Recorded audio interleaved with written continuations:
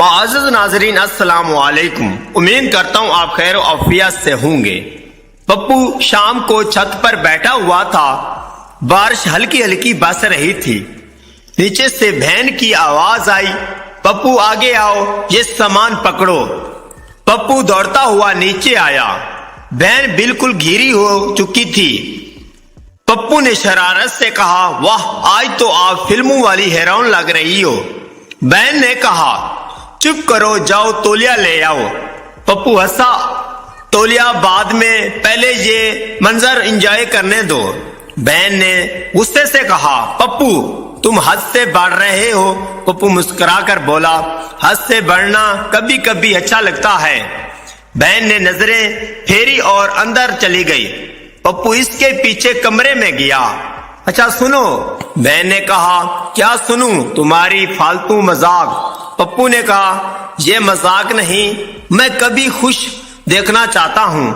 بہن خاموش رہی، بارش زور پکڑ رہی تھی، چھت سے پانی چپکنے لگا۔ پپو نے کہا، چلو باہر چلتے ہیں، بارش میں مزہ آئے گا۔ بہن نے کہا، امی دیکھ لے گی تو ڈانٹے گی۔ پپو ہنسا، امی سو رہی تھی، کوئی نہیں دیکھا۔ دونوں باہر نکل آئے، بارش میں دونوں ہنسنے لگے۔ پپو نے کہا، دیکھو زندگی کا مزہ ایسے ہی ہے، کبھی کبھی سب کچھ بھول کر خوش ہونا چاہیے۔ بہن نے کہا، تم ہر وقت مذاق میں رہتے ہو۔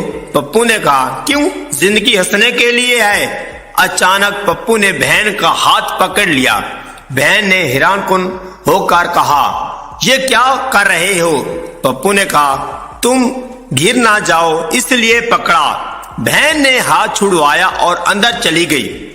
پپو کو لگا شاید وہ ناراض ہے، وہ بھی چپ چاپ اپنے کمرے میں چلی گئی۔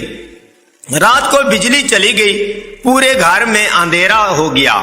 پپو صحن میں آیا، وہاں بہن بیٹھی تھی۔ پپو نے آہستہ سے کہا، سوری، میرا مقصد تمہارا ناراض کرنا نہیں تھا۔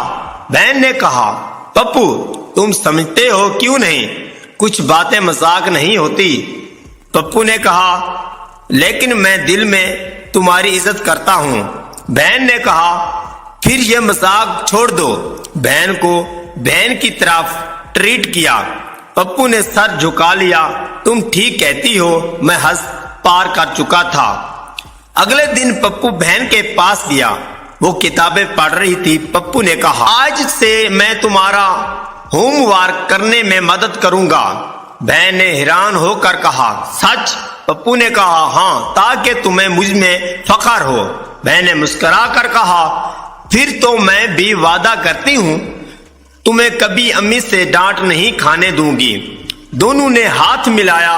امی نے منظر دیکھا، وہ مسکراہٹ اور کہا، یہی اصل بہن بھائی ہیں، لڑائی بھی کرتے ہیں مگر ایک دوسرے کا سہارا بھی بنتے ہیں۔ پپو نے کہا، امی آج سے میں بہن کو تنگ نہیں کروں گا۔ امی نے کہا، یہی بات تمہیں پہلے سوچنی چاہیے تھی۔ بہن نے کہا، چلو اب تم واقعی اچھے لگ رہے ہو۔ پپو نے کہا، پہلے برا لگتا تھا۔ بہن ہنس پڑی۔